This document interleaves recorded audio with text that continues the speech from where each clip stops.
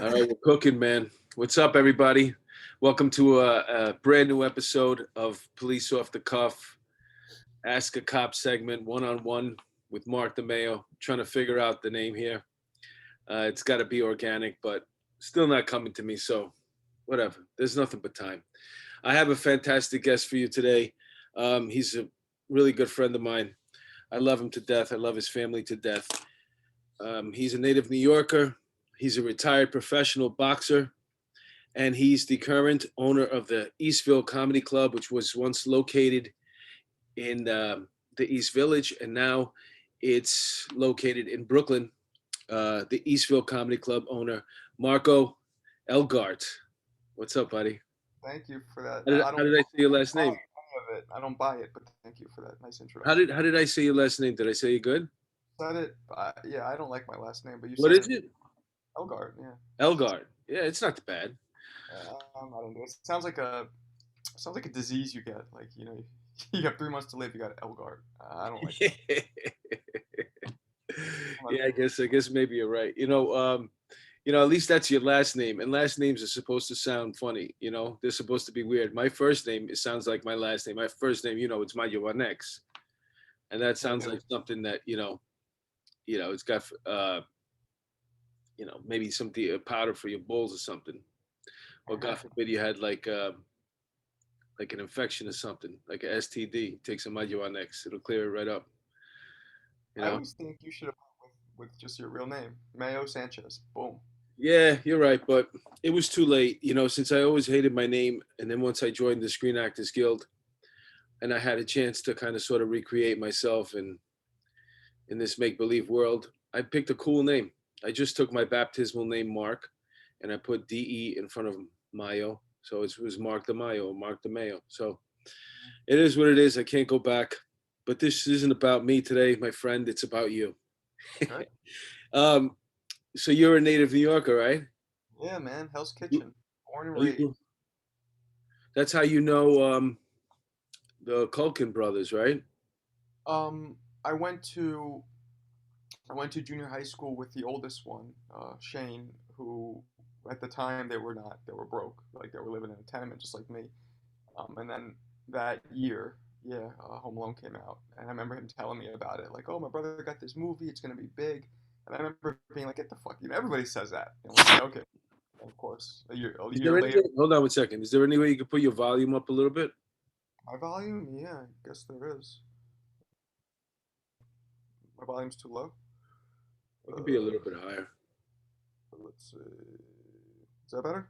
Yeah, not really, but I I put said it. it. I put it The all. nice guy in me just said yeah for no reason. It's not better, huh? Great chess. No, that's no. It didn't sound any better.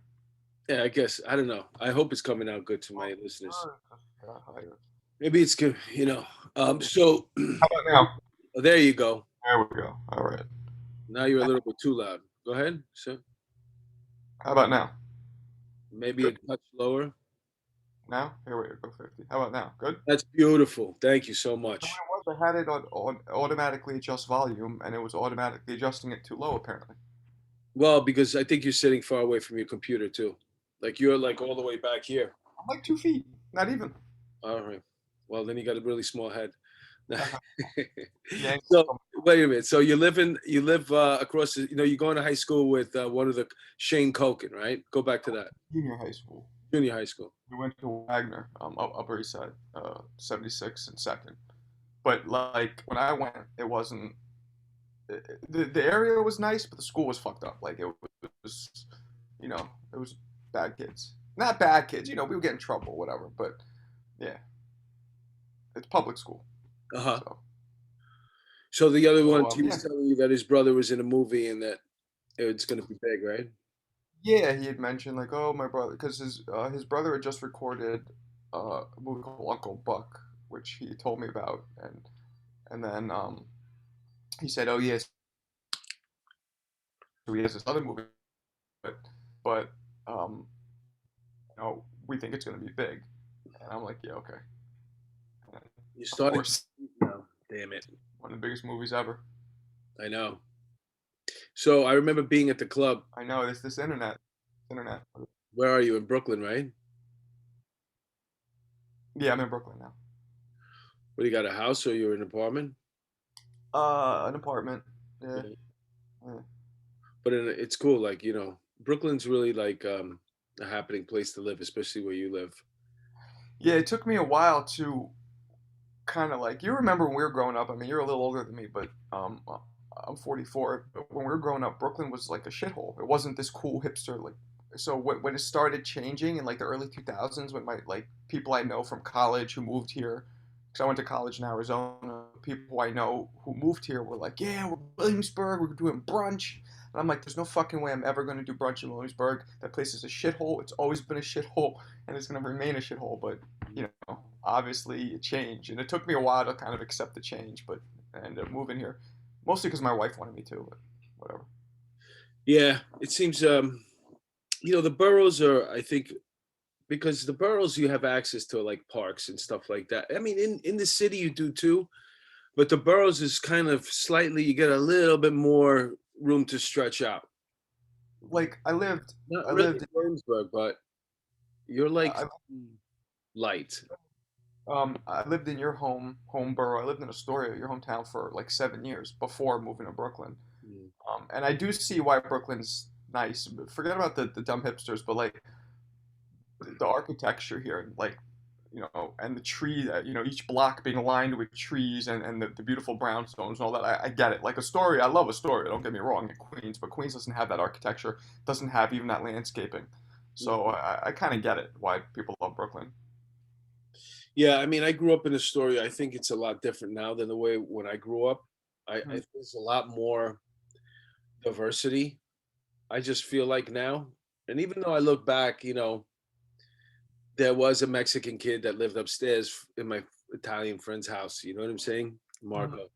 And I was half Dominican, but I kind of sort of blended in because my mother's blonde hair, green eyes. But Mhm. that neighborhood was pretty much Greek and Italian. And I remember when my father used to come down the street to get me, and he was, he is Dominican, but he passed away, but he was Dominican, and he was dark skinned. And people used to come out and they watch. Where's this guy going? You know, if pick you up from the corner and follow you the whole way down the block. All the neighbors. Where's this guy going? Was he Because they like weren't used to seeing. was he like dark, like black dark, or Yeah, just yeah, he's a light skinned. What do like Dominicans look like? You know what I'm yeah? saying? Um, and yeah, and I remember walking with him to the train afterwards because he used to be picking me up to like take me for the weekend. And it was a weird feeling, no, watching the neighbors watch us leave again. Like, is he stealing this kid, or that must be the kid's father? It was a different time, and so now when I see all this diversification over there in the story, it makes me laugh a little bit. And also too, like everybody's kind of sort of, um, it just seems nicer over there now. But when I was a kid, man, it was really like, what the fuck are you looking at? Hmm. I was like, yo, don't fucking look at me. It was just seemed like there was a lot more. Even now, when I go drive through there, I always feel that way. It just comes Yeah, right back to me. yeah, yeah, I can imagine. Yeah, we were just in Astoria recently, and it kind of I lived there with my wife probably since like 2002, 2003 till like 2010, and it's kind of the same since then. I was just there recently, and like it's very young. I realized a lot of like kids, because Astoria is like safe. It's one of the cheapest places in terms of New York City to live. It's not cheap, but it's cheap compared to like Manhattan or Brooklyn. Yeah. Um, so it still has that vibe, but like very young. There's a lot of kids in their mid 20s just all over the place, and then you have that separate thing of like old school people like you and or like the Greeks who own all the buildings or whatever. I don't think my mother could afford to live there now the way, even though she had the business back then. I think it would be too much for her. But listen, let's go to your boxing career. Okay. Now, this is fascinating to me because obviously I know you from comedy. Hmm. I think we kind of sort of, I remember you when I was doing open mics. Like, how long, if you would have just continued to do comedy? Remember me doing comedy? Yeah. Oh God, thought that was erased. No, but I'm just saying, I remember, I think I was doing open mics or maybe just starting out, and I saw you in the clubs. It was before you bought your own club. Uh-huh. And I remember you were actually weren't you looking at the space next door to the New York Comedy Club? to build Yeah, like a I actually, yeah, that was a sore subject for a while, but I mean, I don't give a shit anymore. It was a long time ago. Yeah, my wife's family, she's Italian or half Italian. Her grandfather's from Italy. He's like the American dream. He came here from Italy, built a, a built a restaurant with his own hands, and then opened the first ever dinner theater in Westchester. and then started cooking dinner right after he Yeah, no, built that's it with his own hands. Then he went in the kitchen and started making dinner for everybody. his wife would do that actually. It's dead up. That's what it was. And Uh, so he ended up. It was actually a big theater, man. They had Diana Ross there. This was in this when Diana Ross wasn't this big, but they had a lot of big acts. what kind of So place are we talking about? Tia wanted to open a cafe. What kind of place did What's that? your wife's family have? You just A what? You're breaking It up a was a little. dinner theater. Oh, So it was they an had a Italian restaurant. yeah, because I can't see if your face is not moving right now, so I'm not being okay. Wave so I can see if you're moving.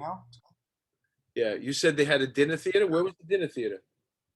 It was in Westchester, and I forget which town, Pleasantville or one of those. She's from Pleasantville, it's one of those fucking towns. I don't know. Would love to have a dinner theater. Anyway, go ahead. So he opened a dinner theater, and he had um, Diana Ross. I don't know if you heard all this. I don't know if I froze, but he would have Diana Ross, and he'd have all these acts. This is right before she blew up, but it was like in the 50s or whatever. So Tia wanted to open a cafe. Uh, So I went and talked to the owner at the time, Al Martin, about.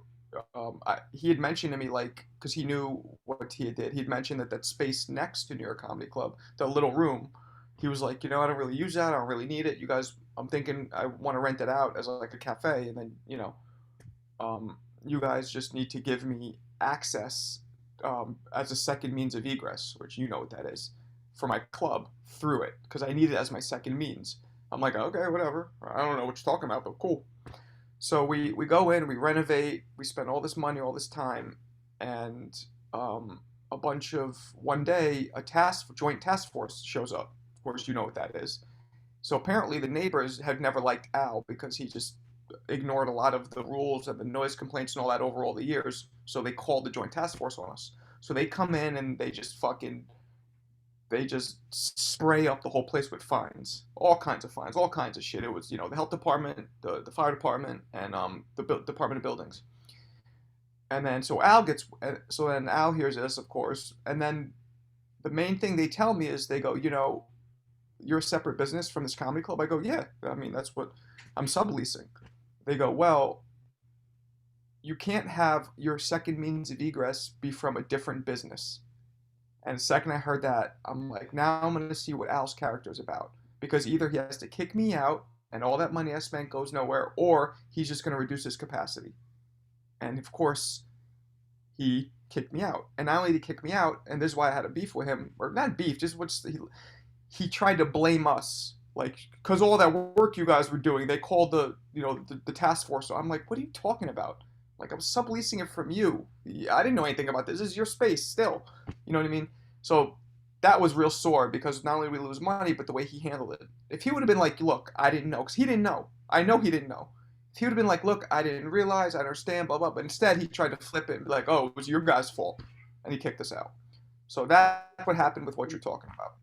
yeah, I don't think he anticipated that you were like, because Al, if you ever notice Al, he takes the space, and then it's minimalist at best. Like whatever the space you need for Trying it, to say shit.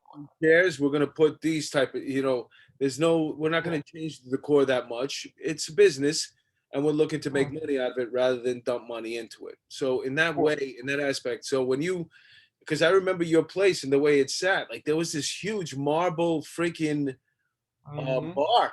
And I'm looking at this marble bar and I'm looking at all this marble and shit and granite. And I'm like, wow, this place was going to be nice. And I Oh, never put two and two together that it was your place at the time until you wound up buying the comedy club there. I didn't buy it. I opened my own from the ground, man, from Yeah, scratch. that's what I'm saying. You moved to the location down to the East Village. And then that's where you opened up your club down there, which And this money that you're tossing around here like a Well, big, one thing, this is all the money you made from boxing? no, well, first off, um, all that marble, for example, I'll break it down. That was given to us by Tia's cousin. So we didn't buy. We did this shit. It looked good, but we did it cheap. I grew up that way, man. I know how to make things cheap. Um, so we did that, and now one step you're missing is I actually was gonna buy new stand up New York before I opened Eastville. Uh-huh. I was like this close to buying it, and at the time, the owner, Carrie Hoffman, I think his name was, Uh-huh. he he just pulled out the last minute, was jerking us around. I mean, we were about to buy it because it was failing at the time. Um, and that's when that guy Wayne, remember Wayne was the manager there, GM, and then so at the last minute, Carrie pulls out, and I'm like, you know what? Fuck this shit. Why don't we just open our own shit? Like, yeah, it'll be harder, but at least it'll be our baby. So that's when we decided. So Uh-huh. I was like, let me go to the one area where there's no clubs, which was the East Village at the time. That was smart. That was very, very smart. Let me ask you a question. This is money, all this money that you I know that you're making on the cheap, whatever, but I mean, you were a boxer, right? How long? Tell us I about didn't make, boxing I career. didn't, yeah, I didn't make much money boxing. Huh? This money was from other hustles and stuff that I don't think I want to talk about too You're breaking up again. recently as well. And I had a little, You're breaking up again. You got to. Can you sit up a little bit? I don't know what. Or move but it.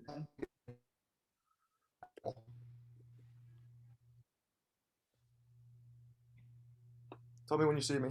All right, now. You see Yeah, me? we're good. Yeah, start again. All right. I was just saying. I was saying that I made some money from hustling when I was younger. I made, which I don't talk about with the former cop. I also, Tia had some money, as well, and we scraped together what we had, and that's how we were able to do that. And I took out a lot of loans. A lot of it was on like to open up Eastville. Uh, the majority of that was like loans, and there was also a loan on my father's house which my father helped me, so it was money I had to pay back. It was not I was not some rich kid giving money. Like this was all, money that I fought for or I had to pay back. Um, and it took me a long time to pay it back, but I finally did. Yeah, that's a pretty ballsy move. I got to tell you. But let's go back to you. We're missing a very important. I'm interested in this a lot. You as a kid now, you're what do you when do you go up to because you went to the Catskills to box with Kevin Rooney. How old were you then? How did you even get into Fif- boxing? I was 15, man. How did you get into I boxing? got in I got into boxing because I grew up in Hell's Kitchen, and you had to know how to defend yourself. It was that simple. Like it was, the weak didn't survive, only the strong did. So I became strong. I had no choice. Are you Russian? Like Who are you? my mother's from Bulgaria, like off the boat, like an immigrant, Uh, and my father's from Queens, but he's American, but he passed away, but his background is Ukrainian. uh, But I consider myself Bulgarian American because like I grew up going to Bulgaria every summer. I speak the language fluently. Like I consider myself Bulgarian American. But so I started fighting, yeah, for that reason, because I was also one of the only white boys in my neighborhood where I grew up. It was mostly Puerto Rican and black in Hell's Kitchen in the 80s and early 90s. So that's what got me into fighting. And my father, I remember one time I was like 9 years old, there was this fight, Jerry Coetzee versus Michael Dokes. I don't know if you remember those guys. I remember both of them. So Coetzee was challenging for the heavyweight championship of the world, and he was a white South African. So it was a hugely interesting fight because of a white guy, he'd be the first white guy winning the heavyweight championship in a long time at that point.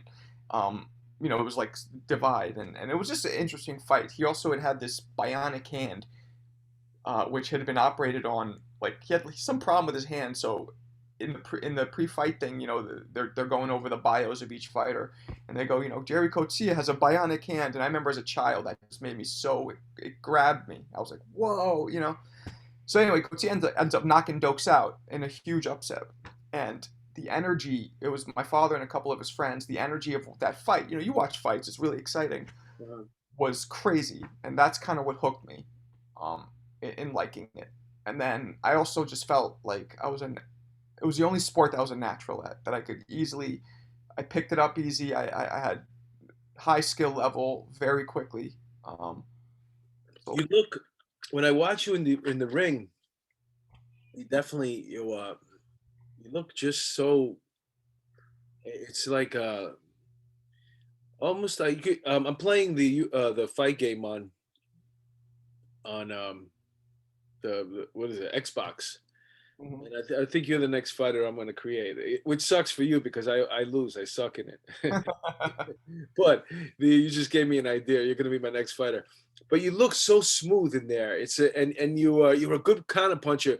You don't waste a lot of energy. There's no flailing. You kind of I saw that knockout that you did, and the guy threw a punch. You dip back and you just boom, and then the guy goes down, and that was it. Yeah. When he rolls over on his shoulder. I like that move when they do that. That's the way I would go out. Yeah, it's yeah. He was that guy was coming in, and I kind of used his momentum as he's coming at me. I stepped to the side, just But it was a perfectly executed counterpunch thank you. with no real effort. So I know what you're talking about when you say it was just something that came to you naturally.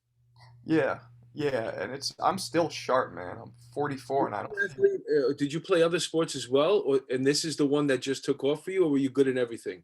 Nah, I mean, I wasn't interested in any other sports except basketball, which I was good at, but it wasn't. You also have to have a body type, I feel like, for certain sports. I have short arms. I have very quick twitch reflex muscles. Basketball, I have small hands. I wasn't built for it. I'm only 5'11", but I'm 5'11" with short arms as well Mhm. and small hands. It's just, you know what I mean? You have to have the right body frame, I feel like. And for boxing, like my short arms are actually really good. And I have a long torso, so I could kind of move around and shift at the waist. And so, So, no, so that brings up an interesting point. You think a longer reach hurts you because it takes you longer for your punches to get out, and somebody who's shorter arms can get in there quicker while this guy's his arm is still stretching out. Because if I get you at the end of it with a longer reach, I think there's a potential for more power. But that the quick short punch is devastating. no, it it's all about styles, right? It's Uh-huh. all about styles and all about the person's skill. So I've been in the ring I've been in the ring with big guys who don't know how to use their skill, and I can use their height against them. You know what I mean? But I've also seen guys who are really tall and are fast, and they can use it in their favor. So it doesn't matter. Then you look at a guy like Mike Tyson.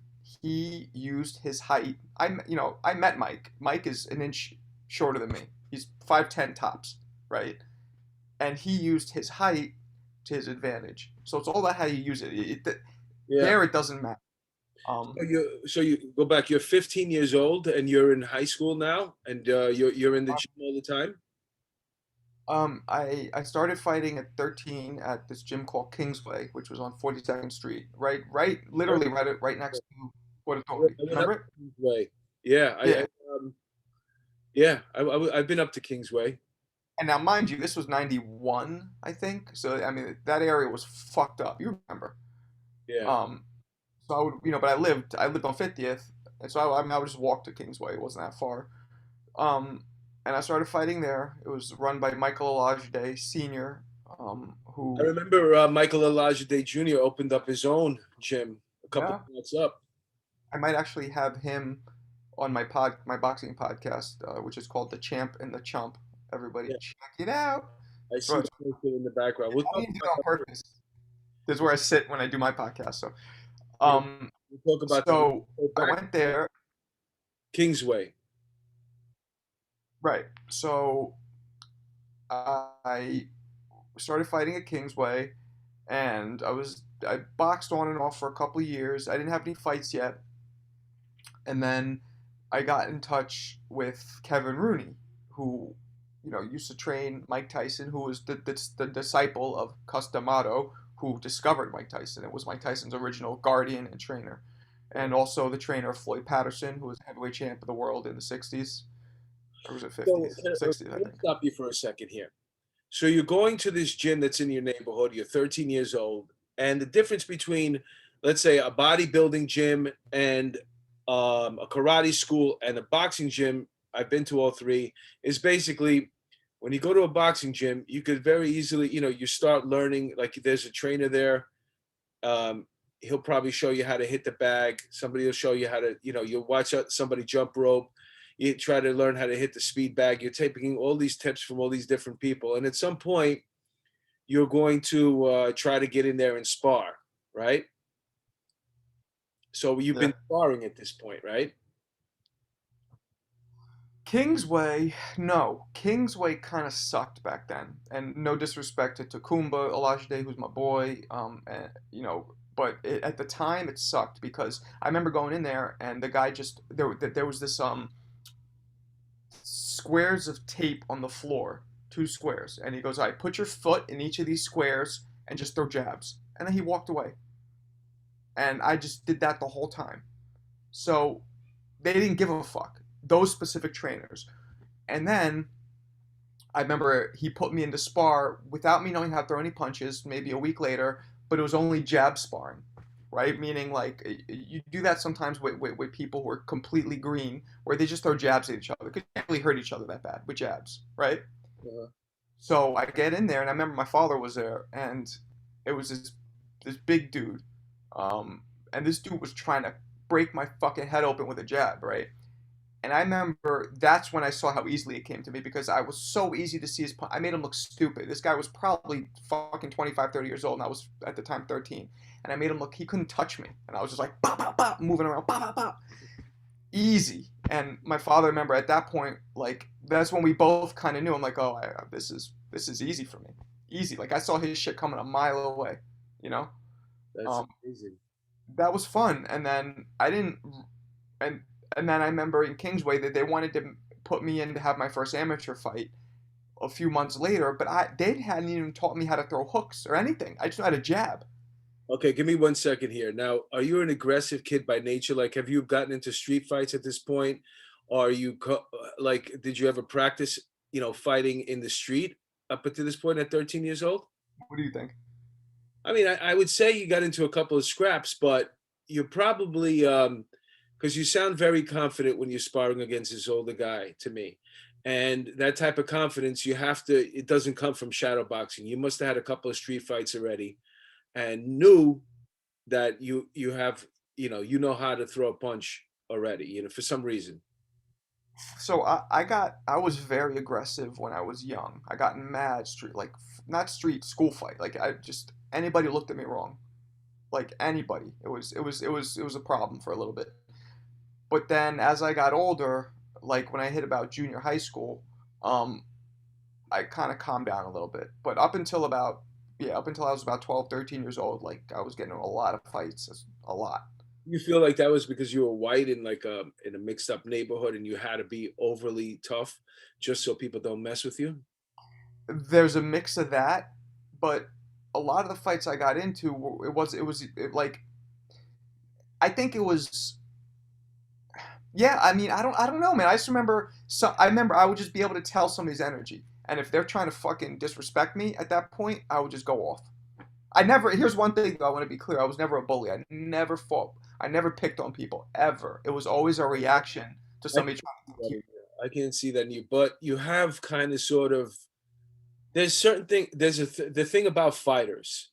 There's just something about people who get involved in boxing and actually do it, that they have this thing about them that they want to punch people in the face sometimes, a lot more than the average person. And they have this look in their eye and they have a surliness about them, a disposition that when they're moody, don't fuck with me because I'll punch you in your fucking head kind of attitude. You know what I'm saying? And you know what I'm saying? It's just, you're a different, boxers are a different breed. Is that what I look like? I got that.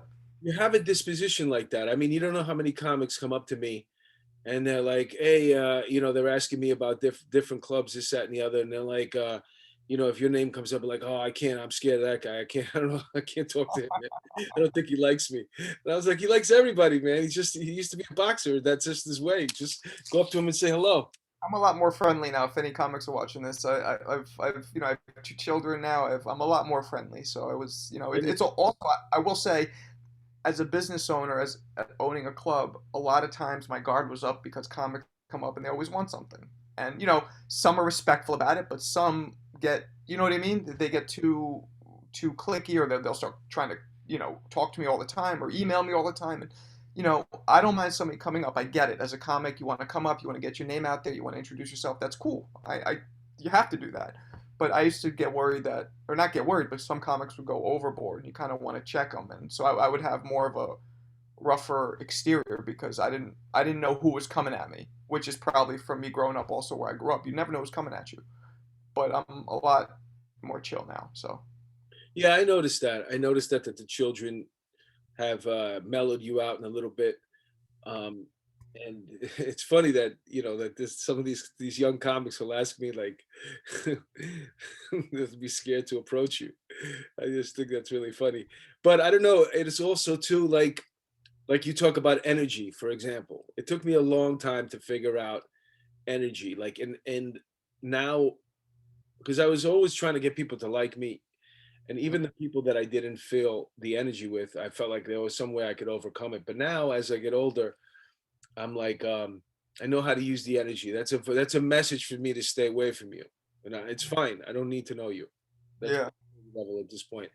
But that energy, like, so I think it's part energy, and I think it's part just being in this environment, like you keep mentioning about growing up, and you have to kind of sort of, check people because before they get too close, let them know, just Mhm. watch the way you speak to me.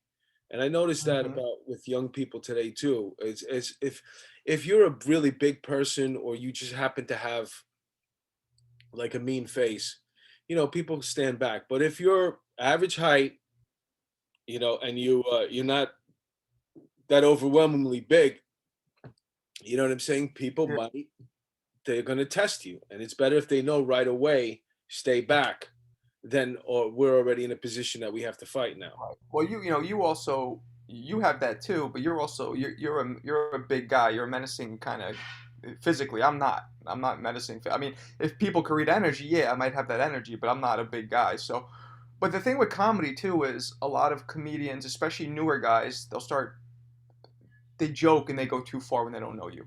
And I know it's a comedy world, and there has to be a little bit more of a leniency for that. But that's one thing I don't like. I've had comics make jokes about my wife, like people I don't know, and that's when I get kind of like, look, fucking chill. You know what I mean? Uh-huh. Yeah, that's stupid. So those are things. Yeah, but some do it. They don't know. They don't know, and I don't. They're not trying to be. It's just their way of trying to maybe be funny or be liked or whatever. And it. So yeah, but Yeah, what's funny is that as you grow in comedy, for example, and you're hanging out with your friends, there's less joke telling and more talking about, the real world and what's really going on.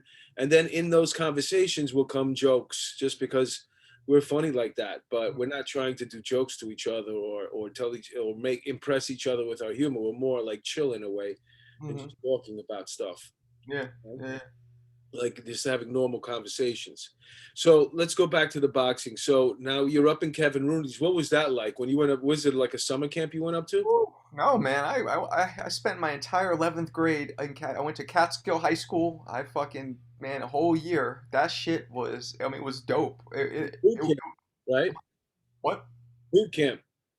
No, it wasn't. I was in Cavarini's camp, so I was part of his stable of fighters. So Uh, but I what I'm saying is like now you were living and breathing boxing. every day, man. I lived in Kevin's house. Like that's how we had it. We all lived in his house. Who I don't know if you remember the former heavyweight champion of the world, Hassim Rahman. He Yeah. knocked out Lennox Lewis. Hassim actually had him on my podcast too, but that's where I met him. My co-host Jeremy Williams at the time was the top amateur in the fucking country. I mean, this guy was knocking people out. Like he had over 300 fights and maintained a 70% knockout rate. And Yeah. do you know how hard it is to knock somebody out as an amateur because of the bigger gloves, the headgear? It's hard. Trust me. Yeah. And so I met Vinny Pazienza, I met Floyd Patterson, I met all these. Hey, in all fairness, I could be knocked out with the headgear and the heavy gloves. Well, some people have less of a jaw than others. You know what I mean? Or But some people know when to take a hit. If you miss me with that first punch and it comes whizzing by, and I say to myself, "Man, if that hit, I'd be dead." I said, "I'll take a knee right here. I don't need to." I felt the heat. But in general, it's harder just because you it's just it's physics. Right. The more pad everywhere, so it's harder to create that kind of pressure to drop somebody. Uh-huh. Um, So tell us about so that year up there. Where was Mike Tyson right now? jail. Oh, he was in prison? Yeah, this was 92. I went up there. 92, 93. I went up there. So So, Tyson was in prison. uh, Jeremy was the new Tyson. So Mike Tyson's handlers, Steve Lott and Bill Caton, those are the guys who they now had Jeremy. So Jeremy was like the new Mike Tyson coming up. Um, Man, it was just like, I'd wake up, go to school, right after school, run 2 miles, then go to the gym, uh-huh. and then come home, eat dinner, pass out, and do it all over again. And then on Saturday and Sunday was your day. Sunday was the only day. Saturday we had to go to Had to go where? the gym. No, I'm saying so. No, I thought the weekends. That's when you'd really train even more. No, it was the same. It was every day.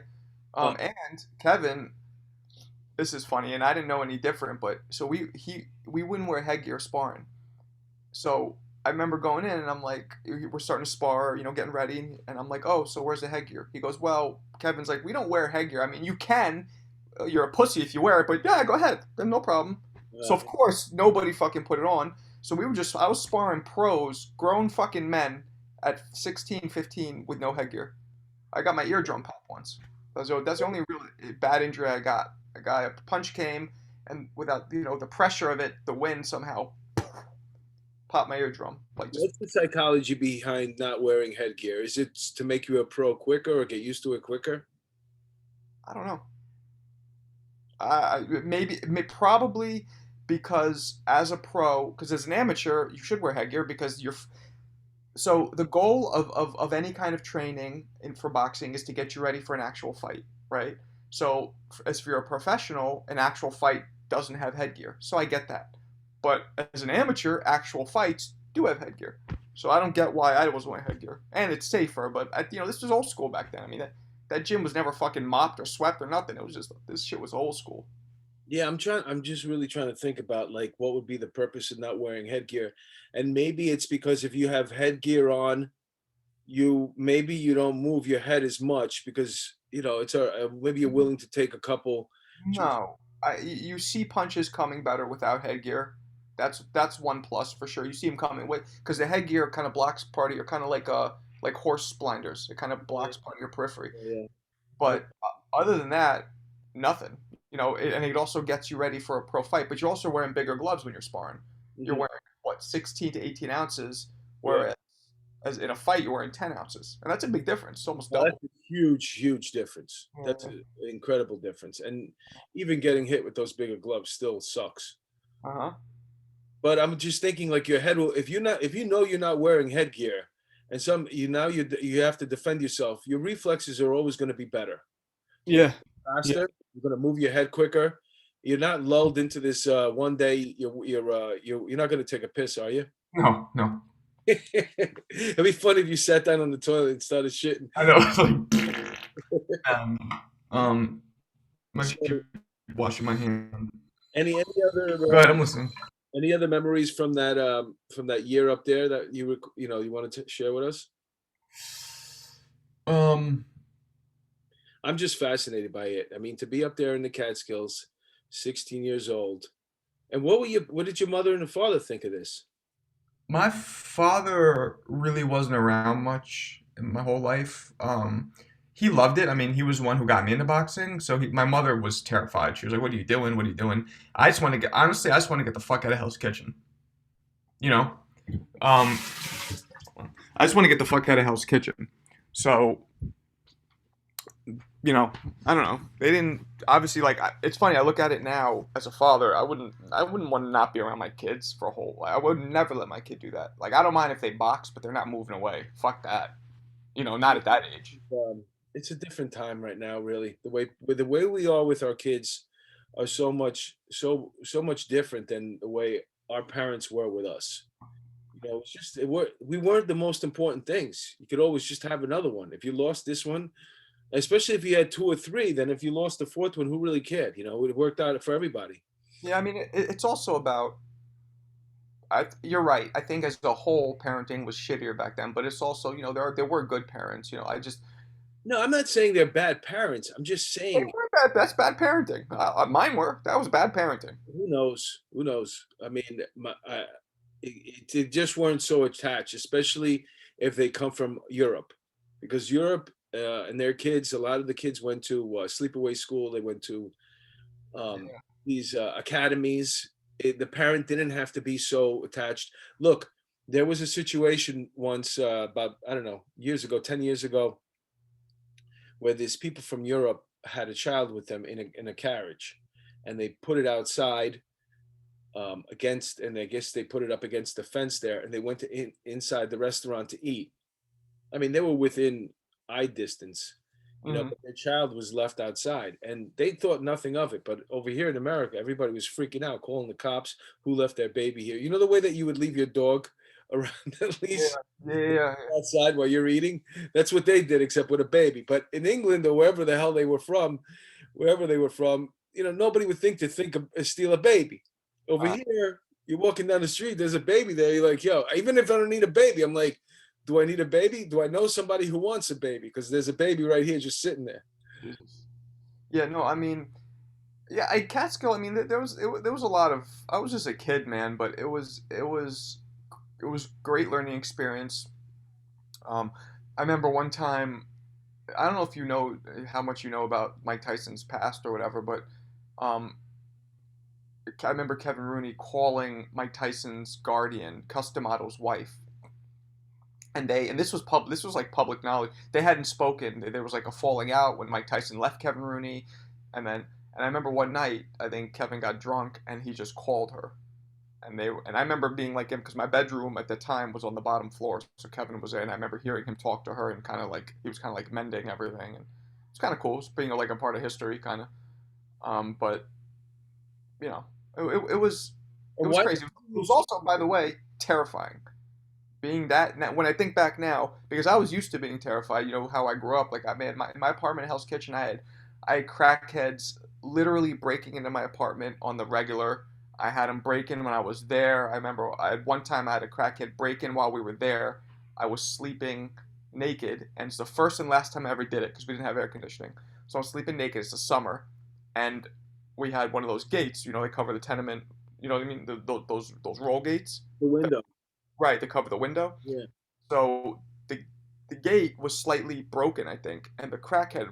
I remember waking up at like 4 in the morning, and I look and I see a crackhead just fucking going through the gate, and I'm Uh-huh. like, "Fuck!" So I go wake my mother up, and my mother, she's like, "Run, run!" So I run butt naked, butt naked. I'm about 12 years old, so I'm just starting to go through puberty, so it's extra awkward, right? I run downstairs, and my mother runs downstairs, and my mother was like, "Tell somebody to call the cops." So I opened the door, and if you remember Hell's Kitchen, 11th Avenue and 50th Street back then, nothing but hookers. So the only person I could ask to call the cops was a fucking hooker, and she had nothing. You wouldn't want to call no cops. Uh, So that was Hell's that poor Kitchen. guy, that poor guy was just going, probably taking like the stairs, but the outdoor stairs from the roof to the first floor, and then he peeked in there and he saw your beautiful young 12-year-old naked body, prepubescent body lying there on the couch. He says, "I want some of that shit." Ah, pedophilia jokes. Raising the that, bar. so, Um, so no, that I was wasn't even in my room like, actually. listen, you might have asked for it. That's all I'm saying. It wasn't. He didn't even see me. He actually, the room he saw was empty. He saw like the living room or whatever, so nobody was in it. But no, he had a piece too, by the way. Really? Yeah, yeah, yeah, yeah. I remember look as I'm running. I think I'm pretty sure I saw him like holding it in his waist or whatever. I mean, I could. There's a chance I didn't see it, but I'm pretty sure I saw that. Yeah, I was watching this show on Netflix called The Killer. This what kind of from England? The guy, no, no, it was from California. Something killer. The guy goes through the windows and stuff like that, and he kills the people there. He's always also snatching children. And Richard Romero, was it? The Night Stalker. That's Ramirez, yeah, Ramirez, yeah. right.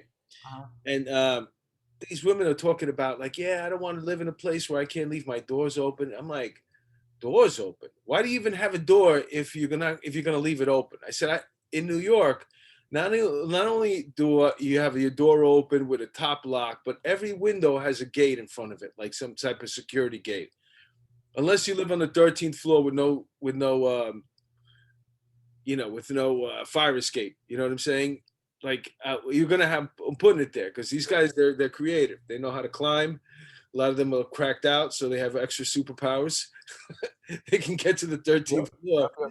and get in your apartment. So yeah, so why didn't you do the senior year up there? Uh, Two reasons. One, it was Catskill, man. It was a small town, and this isn't the Catskills; it's the town of Catskill, which Uh, is right near Saugerties or Woodstock or whatever. Um, I couldn't live in a small town. Like I grew up, in the city. I was driving me fucking crazy, and being away from my friends. And also one thing I learned about boxing, which is when I told you I didn't make a lot of money, is because I would go on and off with boxing, because boxing was a very mentally draining thing for me. Because for me to be when I was fighting, when I was at the top of my game, I had to be very angry, very like have a lot of anger, a lot of shit going on, and although I had a lot of those moments in my life, my whole life wasn't like that. So the times where I was more chill, I didn't want to be going in the ring and fucking fighting every day. I just didn't want to do it, you know. So it makes after, a lot of sense because I think Mike Tyson also, suffered from the same dilemma. I think every boxer does in a way too. In order to fight, you have to be angry, and you don't want to be angry all the time. well, I've been in therapy for 3 years now, right? And trust me, this is something. If you would have brought this up to me in my 20s or even 30s, I would have been like, "Get the fuck out of here! I don't need no therapy. I'm not crazy." It's a huge stigma for especially for urban men like you and me, right? But I started doing it, and I realized, a lot of these fighters, they're angry, but they also, when you don't know where a lot of your rage comes from, all you know is that when you do something, you feel better. So still to this day, man, I got to go to the gym. I got to hit the bag. I don't really spar anymore, but I got to hit the bag. I got to release all of my tension. Um, but when you don't know where your anger is, because everybody has anger or frustration. People get triggered all the time for numerous amounts of shit. Sometimes you recognize what triggers you. Sometimes you don't. If you're not in therapy, for example, you usually don't recognize it, so you act out, and the cycle goes on. So yeah, a lot of fighters, the ones who are less self-aware are the ones who continue fighting because they just know that they feel good and they feel clear when they fight. You know what I'm saying? But when you start, like, I always wanted to make a T-shirt that says "Therapy is a boxer's kryptonite" because I think it is. I think it is. Yeah, I think so too. Anything like anything that can brainwash you, other than the type of brainwashing that gets you to be violent. Exactly. Conflict. You don't need two different. You already have that. And the problem with fighting is, yeah, I feel I've never felt a better high than after boxing than anything else. When I'm done working out, man, I feel like clear. I feel like a fucking endorphin buzz. It feels great.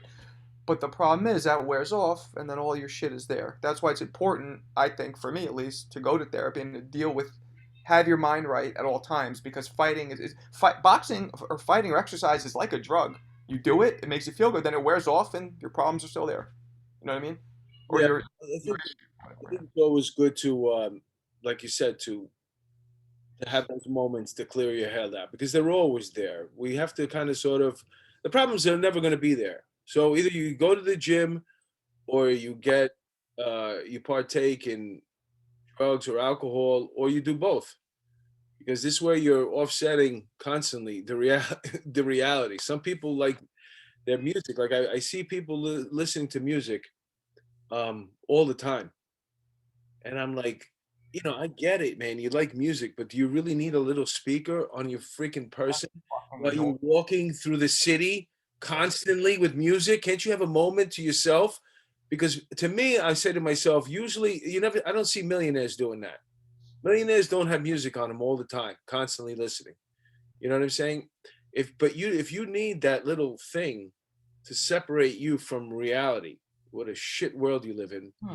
I Just also think it's a. I agree with that. I also think that that's a thing for attention too. Like, look at me, look at the dope shit I'm listening to. I think it's a little bit of attention, a need of attention, just being an asshole. You know the way Yeah.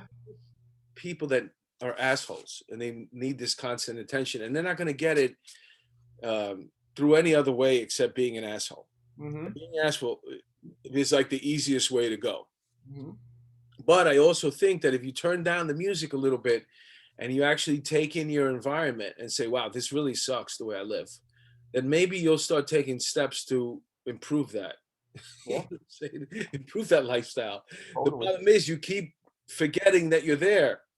If you got constantly music in your head and it's singing to you and giving you these happy vibes and stuff like that, you're forgetting where you're walking around. You're always in another world. Takes you out of the present. Yeah. Yeah. So anyway, so now when do you turn pro? You come back to New York for your senior year. You can't take the Catskills anymore. How do you make the transit? Do you keep boxing? When do you go back to turn pro? So I came back and I pretty much took 12th grade off from fighting. Went to the gym a couple times. Actually worked one time with Kevin Kelly, which was dope. I don't know if you remember him. Yeah. Flushing Flash. Um, but I pretty much took off 12th grade boxing, and then I went to college. I went to this community college because my grades were garbage in Utica, New York. And I go up there because I wanted to be on the basketball team. They had like a basketball team that you could walk onto. So I was like, yeah, I want to play ball, because so I go up there and I remember trying out for the team and I'm looking around and I'm like, these I can't fuck with these guys. Like I can't. I am. I'm not arrogant, man. I feel like I know I have a good perception of what I can do, what I can't do. And I went on that court and I'm looking around. I'm like, I can't fuck with any of these guys. Like these guys have been playing organized ball their whole life. And then I was like, let me go back to what I know I can be on top at, which is fighting.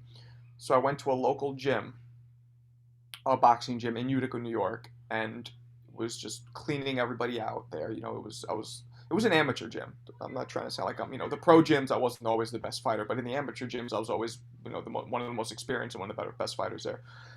I did that, and it kind of just I gravitated toward what I'm good at because who the fuck wants to do something they're not good at? It's something that they just don't feel like they have a natural knack for. And then I ended up transferring colleges and going to the University of Arizona, which is where I graduated from. I was on the boxing team there, recruited me. So they had a collegiate boxing team there. I didn't know much about it. This was 1997, so internet like I couldn't get that much information. But when I got there, it turned out that college boxing is even one level below even amateur boxing. So I'm going in there basically fighting frat boys who were just fucking swinging at the fences with garbage. Hmm. So it wasn't challenging for me at all. So I did a couple I did a couple collegiate fights. I'm like, fuck this, I don't know. So I just ended up going to a local amateur gym in Arizona, which is all like the Chicano, the gangbangers, and all that. They were all fighters. They were all mad cool. I'll tell you, man, I love Mexican Americans from the West Coast, man. They're cool as shit. Way different energy than like the urban people I grew up with have a much in New York have a much bigger chip on their shoulder. The Chicanos on the West Coast, granted, they'll fucking kill you if you cross them. Here we don't kill as easily, but they're mad cool. It's all love and respect from the beginning. You just don't want to fucking cross them or do something fucked up to them. So I went to that gym there, man, and I was just doing really, fighting there, and then I moved back to New York and I turned pro after college. And How does one turn pro?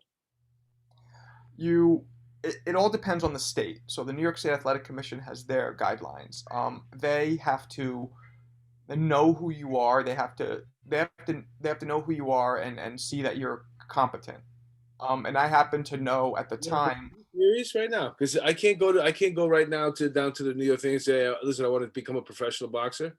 I don't know what the guidelines are now. I did read recently because I don't know if I ever told you this, but me and Tia, once everything gets back to normal, we're going to start a boxing federation.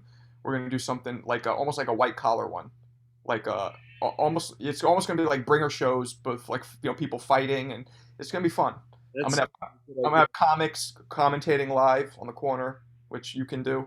Yeah, I don't think anybody really cares the level of the fight. No, They just want to see people fighting. Look at those exhibition fights, for example, which I want to ask you.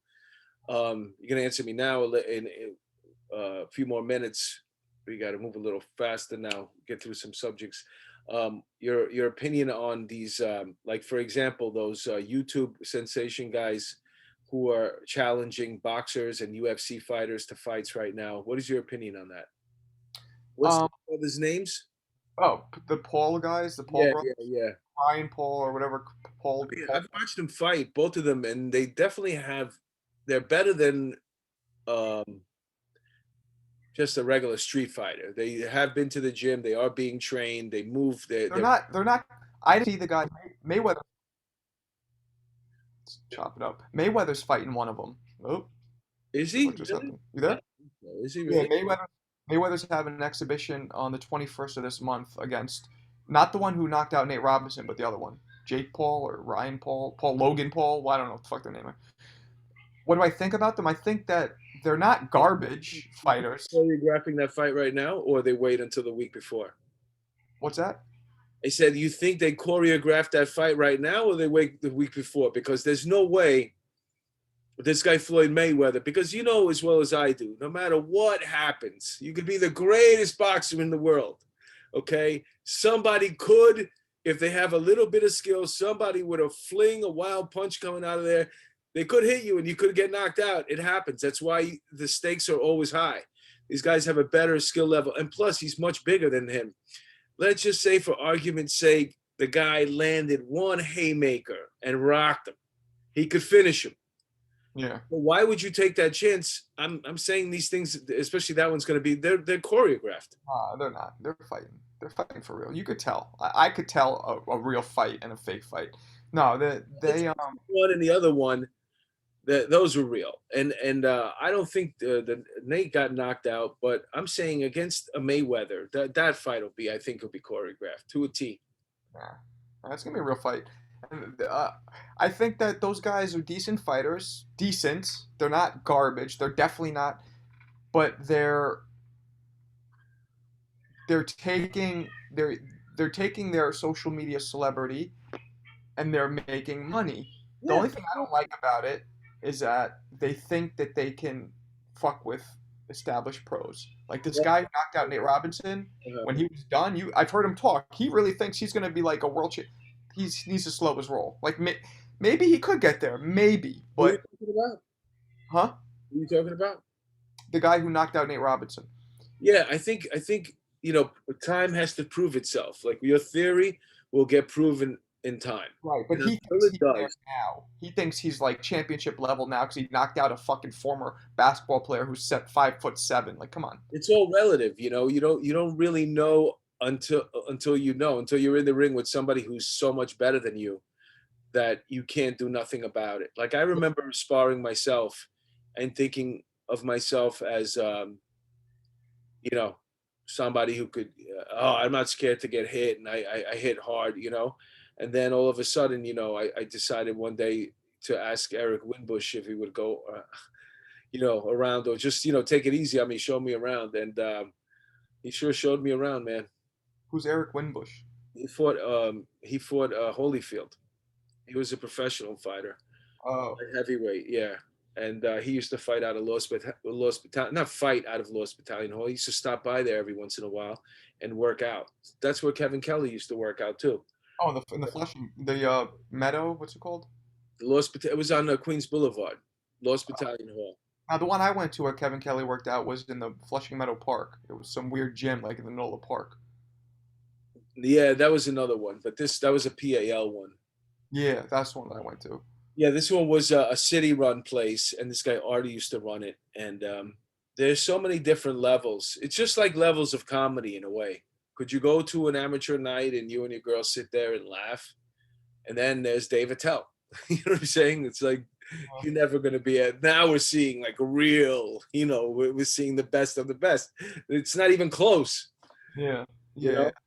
yeah. I mean, it's it's good for them these fights because it's making them money and it's putting boxing into a spotlight, which I like because boxing's been kind of dead. But I don't like the fact that it's making fucking people who haven't put the work in think that they could, you know what I mean? That they could be top level. Nobody likes when somebody from outside comes into their world right after and doesn't want to go through the different levels that it takes to get there. You could even in comedy, sometimes they have these actors that are going to play comedians in movies, and they start bouncing around in the clubs and getting up on stage. Or somebody is doing something else, Mhm. they're a sports announcer on TV, but they want to try stand up. And we're always like the same exact way, like, how dare you not think that this is so easy. But you learn real quick when you get in the ring with somebody that is like so much better than you, that you're gonna quit Mhm. real quick. you know you Yeah. know Yeah. you just know, I can't touch this person. It's sports is so weird like that too. I remember when I was a kid, we all used to play in these different leagues. We were in a softball league, we were in touch football leagues, rough touch leagues. And then there was this kid that came from Woodside. He was Irish, and this kid had a scholarship to college, but he blew it gambling. He got caught gambling. He was a problem with it. But when he used to play sports with us, he was just so much better than everybody else. And we used to play all the time. The guy could throw effortlessly all the way down the field. He could read the defense, come in, pick you off. Any sport, always better than you. And it's a weird thing when you watch that and you realize, oh shit, like I'm not even good at all. You Yeah. Yeah. So you turn pro, and how does that feel now? Where are you fighting when you turn pro? Where's your first fight? Um, I I only had one official pro fight. I had some smokers, but one official pro fight, which was in Jamaica, Queens, some fucking dance hall. I don't remember. This was, we're talking like 20 years ago. I don't even remember what it was called. Uh, Um, it was on TV though. And then I was more of what they call a gym rat. So like I would be in the gyms, I would be sparring a lot, I'd be, all that. But I was gonna have two or three more fights, and then I got injured one time, and then the other guy pulled out one. It was a whole bunch of shit, and again, also I would also be on and off with it. I would have other things going on. I started doing comedy, and when my head was in a when my head was in a more positive place, I really didn't want to compete. It's only when my head wasn't in a pot, and that was a huge conundrum for me growing up, because you think like, what am I, a pussy? Am I scared? Why don't I want to fight every day? Because especially coming from where we came from, that's just a sign of almost weakness, being like chill. You know what I mean? I Not. totally get where you're coming from, because I did one of those spurts that you probably did like 40 or 50 times, Hmm. starting, stopping, going back in. I did that once. I immersed myself for 9 months into the boxing world, maybe almost a year, where I was going to the boxing gym 3, 4 times a week. Hmm. I started sparring. Then I started going to other gyms to spar. Like I would go, they would send me to, that's how I knew Michael Olajude's gym. That's how I knew Gleason's. That's how I knew Kingsway, because I was one of the only super heavyweights. There's not that many super heavyweights. I was 250 pounds Back almost. then, now there's a lot, but yeah. Yeah, I know. But back then, Hmm. so when people were getting ready for the gloves, Hmm. I used to get a beep back then. You had beepers, and then Hmm. I call up and like, oh, go to Michael Olajude's gym today at 4. They got some work for you. And then I would go, and like, this guy doesn't know I just started. He doesn't know I suck. You know what I'm saying? And now you're getting the shit kicked out of you by some guy who's getting ready for a competition just so they have something to hit, like a human body that's going to run away. And Well, you should have. I mean, that's you should have been handled differently. Like, it's very important to put people in against like like-minded competition. In other words, people who are on the same level as you. You don't want to break somebody's confidence by don't doing forget that. too, I was always bugging this guy. Like, I was a dick, man. I was like, yo, I want to spar. I want to get in there. Oh, well then if it was you, then yeah. I mean, He was like, all right, go ahead. and tell people how fucking terrified some of the times you probably were, because people don't realize. And you're a guy who's been a cop and has seen murder, seen all kinds of crazy shit, and tell people how scary it is sometimes to spar. It's as scary as getting up on stage. I think it's worse. Are you kidding? I've done both. Way Well, worse. because in sparring, I remember saying, okay, I'm gonna just once I got hit a couple of times, I felt loose. You know what I'm saying? I start moving around better. I start throwing. Now, there's a couple of guys that I was fighting that were way better, and they were hitting me a lot. You know, like I remember this guy, I forget his name, but he kept doing the same thing, man. He would hook me to the body, then a left hook to the head. Hook me to, and I just couldn't fucking figure it out. Like, how am I gonna get this guy to stop? And we were always like moving around. Boom, boom. Oh shit. Okay, okay. Oh man, if he kept doing the same thing, and I wanted to get out of there because I didn't want to. I didn't know how to stop it. Um, you know what I'm saying? And it was just frustrating. And the guy was he was getting me every single time. I felt like saying, "Time out. How do I stop this?" Yeah, I mean, I You froze up. just I would be able to make adjustments very quickly. Uh huh. Yeah, I You guess there? it was. Okay. I would always, Wait, you're breaking up. I was saying I would always make adjustments very quickly. But yeah, I know this internet, man. So Yeah, but you hear me? that's probably why you kept going back. Yeah, I see you now. That's Yeah, probably I mean, why you kept going back because you knew you were good at it. See, I knew that I wasn't that good at it. yeah, I mean, I was very defensive minded as well. I didn't. I've had very few injuries. Like, I don't think I've ever broken my nose Mhm. ever. Uh, One time I might have maybe cracked it, but I don't even. I've never broken my nose. Clearly, never. And I've been in the ring hundreds of times, probably. Mhm. Um, yeah, I was always very defensive. And I also wouldn't get in there for the most part. I wouldn't get in there with when I was just starting with people who could really. No, that's not true. Actually, no, I would get in with anybody. I, I take that back. A part of the problem too is like, the weights. Like what did you fight at? 177? No, 65, 165. 165. All right. So that brings us up to this point right now. There's a lot. We talked earlier about the boxing and how it's very interesting right now.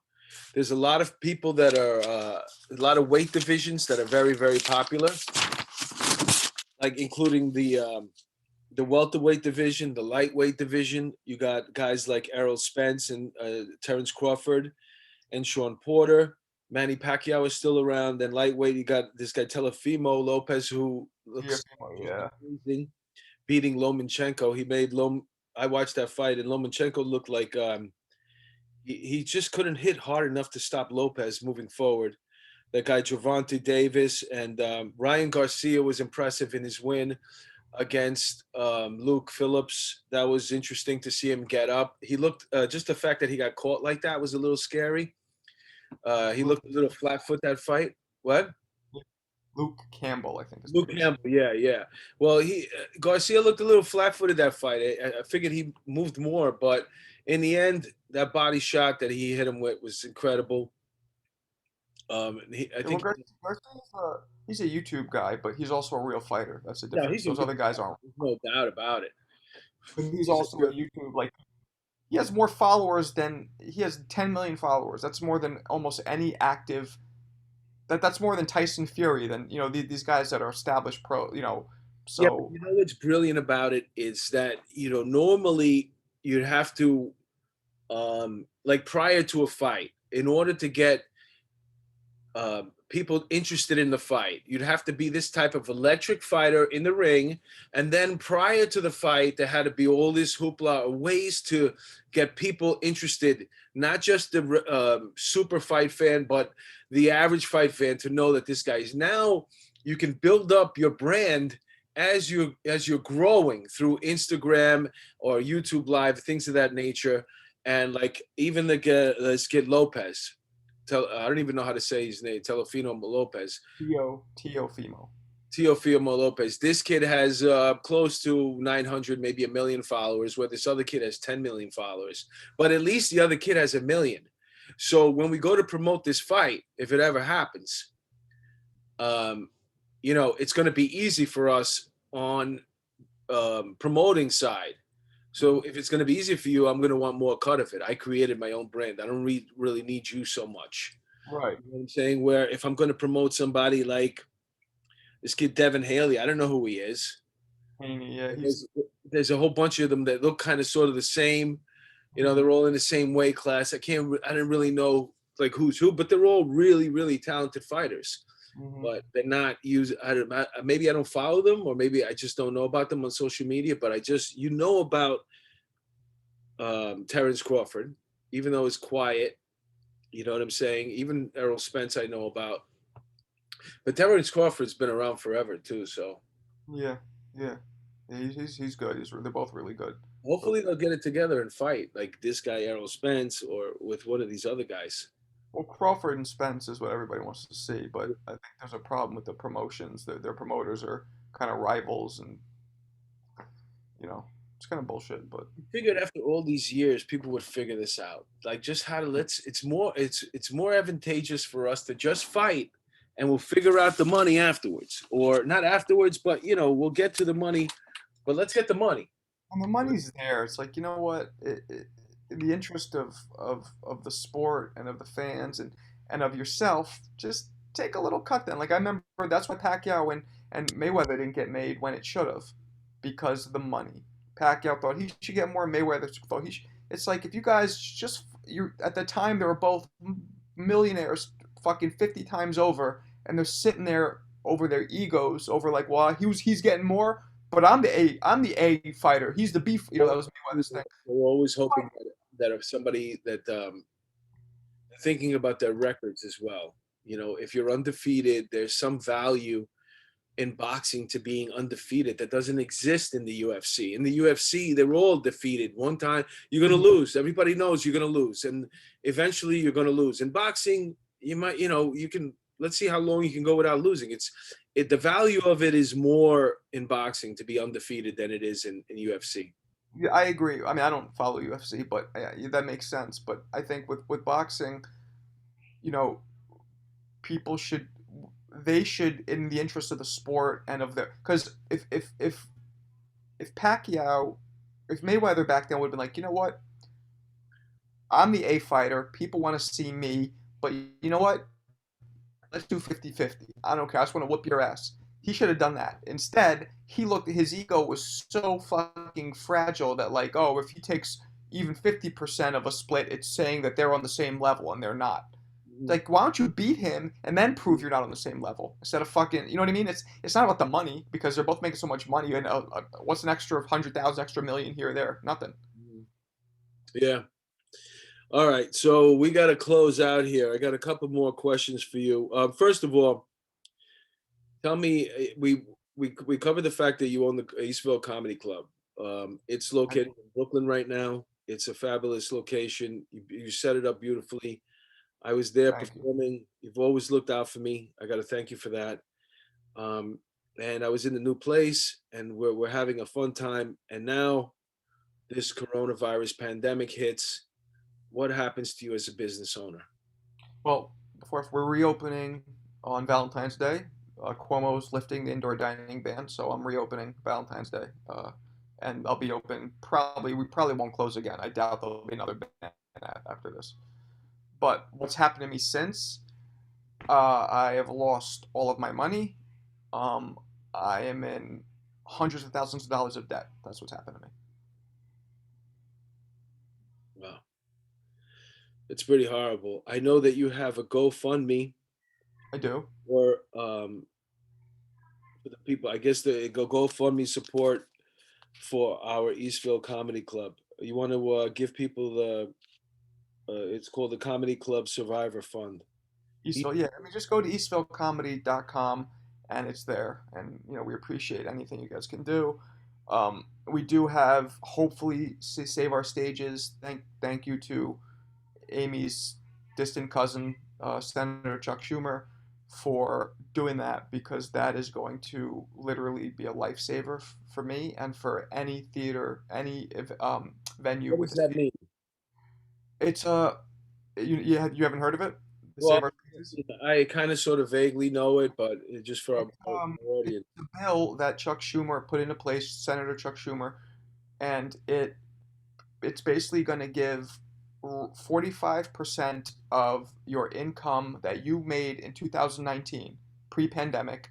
You get 45% of that gross income as a grant Uh-huh. to get you back on your feet. So, if I made $100,000, I'll get 50 grand as a grant. So obviously it depends on how much you made. If a business was very unsuccessful, didn't make much, this grant won't do much. But for us, even though we just relocated, it'll be enough to put a big band-aid on everything. It's not going to heal. We still owe tons of money to our landlords. We have to, it's by no means a complete fix, Mhm. but it will make the difference between a lot of places closing and not closing, and so thank God for that at least. I wish it And would be that's more. something that came out in this last stimulus package. Yes, it was a bill that the Democrats were pushing, the Republicans were opposing. However, it was passed office. So they finally passed that. Yeah, that So came now, out with the now stimulus they're that going to came do out with another when one. Trump. They're going to do another one for supposedly the average person will get $1,400, which would be the 600 that you supposedly get combined with the 1,400. Is That's there more right. money? Is there That's another round of money for businesses? I don't know, but I do know that I've never been a political guy, but I for the first time was definitely heavily Democrat side because the Republicans were blocking most of the money. They were blocking unemployment, at least a significant unemployment amount. They were blocking almost all of the money to small businesses. They were blocking all kinds of shit. They didn't want to do it. So that's why I'm very happy that not only is Trump gone, but that the Senate is Democrat because now, yeah, we're all going to get more money. Okay, Like, but listen, back to this point. So you don't know for sure whether you got more money. My point is this, that you're getting 45% of what the half a year was. Is there a possibility that they can give you the other 45% this time around? So maybe you can almost be whole for a half a year? Do you know if that's going to happen?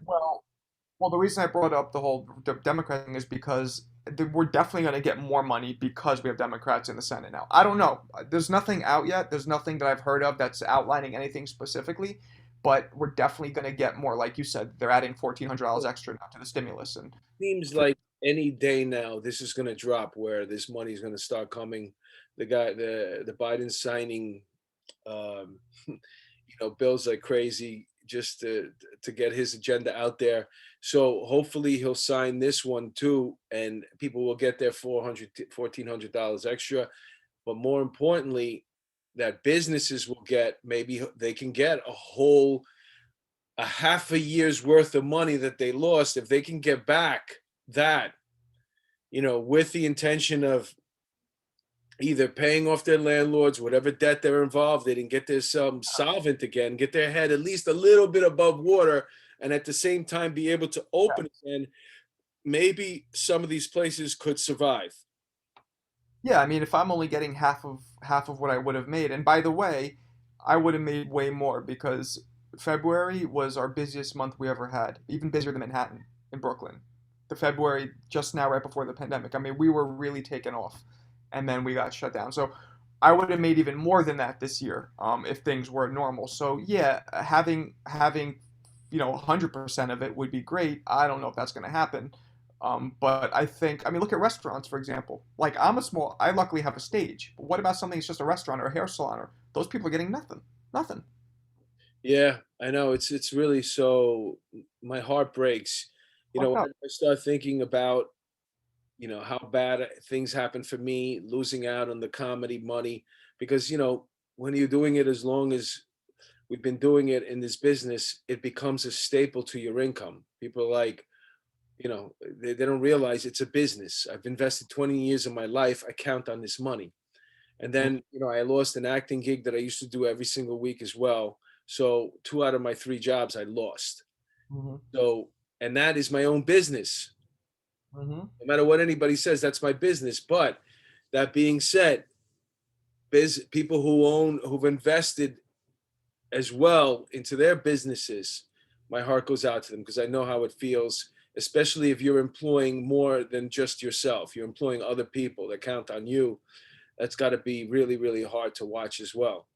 Yeah, it's fucked up, man. It's fucked up, but we're gonna be okay. I'm gonna make sure that. Yeah, man, that's what I'm praying for. Um, so, in closing, you mentioned earlier that you have a podcast of your own that's getting off the ground now. Can you tell us about it real quick? Yeah, man. It's me and my co-host is Jeremy Williams, who I touched on earlier. He's a former, he's a Golden Gloves Hall of Famer, amateur Hall of Famer. He holds the knockout, the quickest out in California history. He knocked somebody out in 8 seconds. He was a number four heavyweight in the world. He was also the former WBU heavyweight champion. So he's my co-host, and we basically sit down and we're bringing a boxing podcast from the angle that none really have, which is two former fighters. Uh, me did it at a low level, lowish level. Him, he did it at the highest level possible, and we're just sitting down and talking to fighters, referees, um, trainers, everybody influential in the boxing business, and just kind of getting that kind of a different perspective. All right, and the name of it is Right behind me, the the, champ the and the Trump. chump, and I'm the champ. He's a chump. All right, all right, all right. Well, I want to thank you for taking the time out of your busy day. I know that not only are you a comedy club owner and a former fighter, but you're also a dad right now. You have a beautiful family, Thank you. and Cody. for you at this age, they're both home right now, which you know there's so many downsides of this pandemic, but then there's also some upsides. And if, there's a lot of people who have never would have had this opportunity to spend with their family, be it young kids, a dad and the mother both being home at the same time, Mhm. raising their kids. That's something that, definitely is very hard to do when there's no pandemic. Then Yep. you have older people who have gone home, like like 20 somethings that have gone home to stay with their parents an extended period of time that Mhm. you would have already been gone on your own. And I'm talking about the kids who actually leave home, not the kids who stay home. Yeah. But the kids who went out, had their own life, and then they went back home. And then you have people who, my age who might have taken family in, older family in, and now they're living with you, which you normally would have left them by themselves. Mhm. So those are one of the only things that have come out of this pandemic. That and how resourceful we seem to have all become if you have that in you, if you have that fighter in you. You were very resourceful for a minute there, keeping the club open. I don't know what kind of shenanigan you were pulling over there, but I was still performing in your club way past everything in the city's closed down. They're like, "Where are you going?" I said, I got a spot at the Eastville." They're like, "They're still open? How can they do that?" I'm like, "I don't know. I'm going." We're a restaurant, man. We're legally a restaurant. That's how. All right, good. So yeah, no, it's so we're legally a restaurant. But So there was also some contact tracing thing that goes on. People had to sign up, right, to make sure that they were contact yeah, tracers. yeah, we take donations because we weren't allowed to do tickets, which is Uh-huh. so we're doing donations, and with the donations, yeah, it's a contact tracing sign up, and we take temperatures, 6 feet apart, follow all the restaurant rules, Yeah, it was mask. great, man. I really, even during the pandemic, when we had that moment there where we actually still could go to your place and get up on stage, it was just such an amazing feeling. It's like, it's being something was torn apart, for us who love comedy and love being around it, from club owners to comedians, managers book us. It's a whole little, you know, it's like the fun house, like a circus. You know what I'm saying? Yeah, And yeah. it's a weird little world, but it's our weird little world. And to not see Uh-huh. your friends for a while and not being able to hang out the way we did, it really, man, it's taken a toll. I'm telling you, I miss it like crazy. Well, be back 2 weeks. All right, man. Thanks for sitting in with me for a little while. This is going to go out to my Patreon uh, members exclusively for the first few days. Cool. I give them a chance to consume it, and then we're going to be putting it out into the population, Dope. Yeah, basic population. that gets my good side. Yeah, you look good, man. Thanks a lot. All All right, man. the Take best care. to you. I'll see you in a couple weeks. Peace. All right, buddy. Later. Thank you.